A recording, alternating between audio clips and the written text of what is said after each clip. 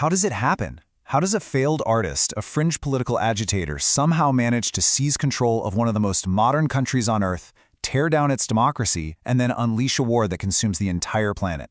It's a dark and absolutely crucial chapter of history, and we're going to break down exactly how it happened. You know, that's the question that really haunts us, isn't it? And the story of Hitler's rise to power gives us a chilling, step-by-step answer. It didn't happen overnight in some big violent revolution. No, it was a process. It was a series of calculated moves that exploited a nation at its most vulnerable. To really get it, we're going to walk through 5 key stages. It starts with a soldier's radicalization in the trenches of World War I and ends with the absolute devastation of his rule. So, let's start at the very beginning. Adolf Hitler's political journey didn't begin in some fancy parliament building. It started in the mud and blood of the First World War. For him, and for a lot of Germans, the end of that war wasn't just a loss. It was a deep, personal humiliation that planted some very dangerous seeds. So, he eagerly volunteers for the army in 1914, but when Germany surrenders 4 years later, he is just completely shattered by it. He channels all of that shock and rage into politics, joining this tiny, insignificant group called the German Workers' Party. But with his intense, fiery speeches, he rockets to the top, becoming its leader in 1921.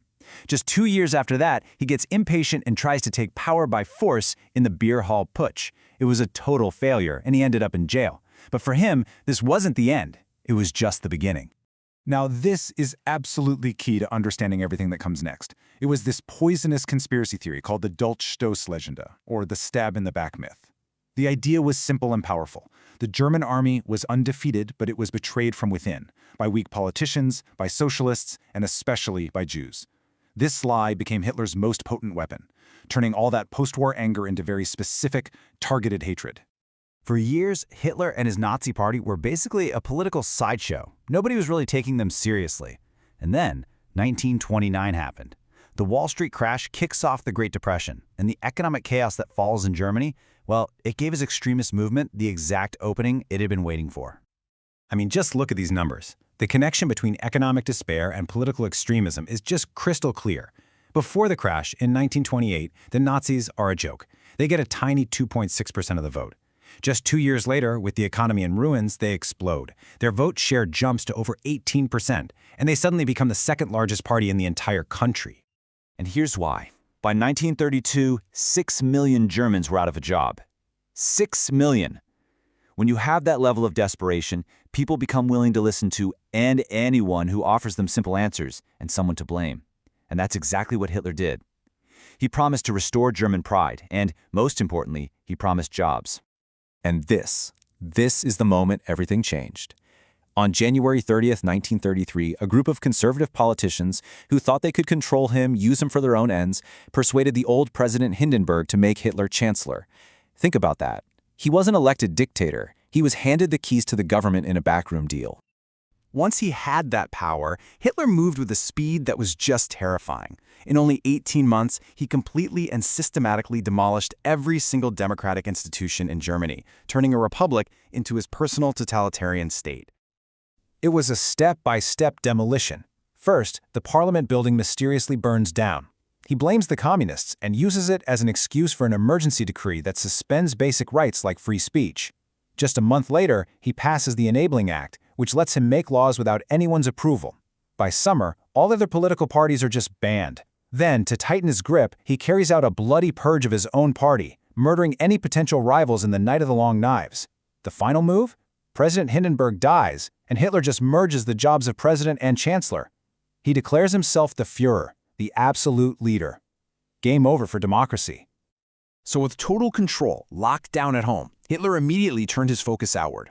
His goal was simple: to smash the international order that was set up after World War I and get Germany ready for a massive war of conquest.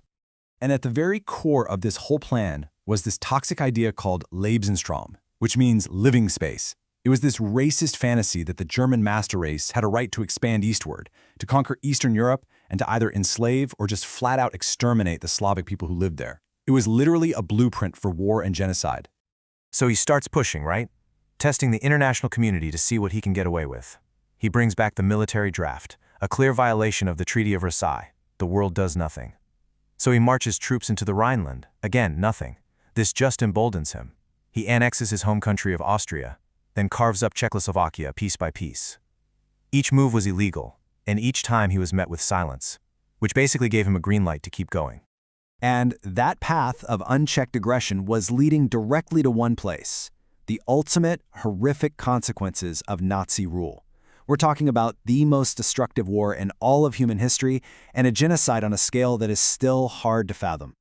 And then it happened. On September 1st, 1939, after making a cynical deal with the Soviet Union, Hitler ordered his armies to pour into Poland. That was the final line. 2 days later, Britain and France declared war on Germany, and the Second World War had begun.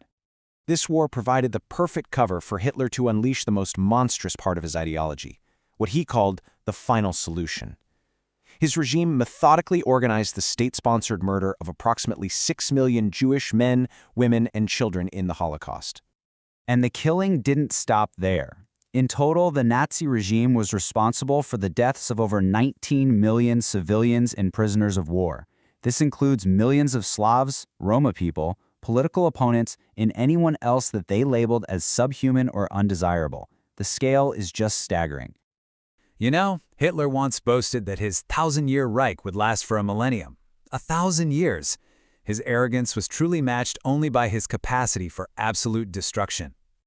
In reality, it lasted just 12 years. On April 30th, 1945, with Berlin completely in ruins and Soviet soldiers just blocks away from his bunker, Hitler took his own life. His empire of hate and death collapsed into rubble around him. 1 week later, Germany surrendered. The story of Hitler's rise isn't just history. It is a timeless, urgent warning. It forces us to ask some really tough questions. What happens when a nation gets gripped by fear and economic pain? And what are the warning signs? What should we be looking for when a political movement starts using the very tools of democracy with the ultimate goal of destroying it?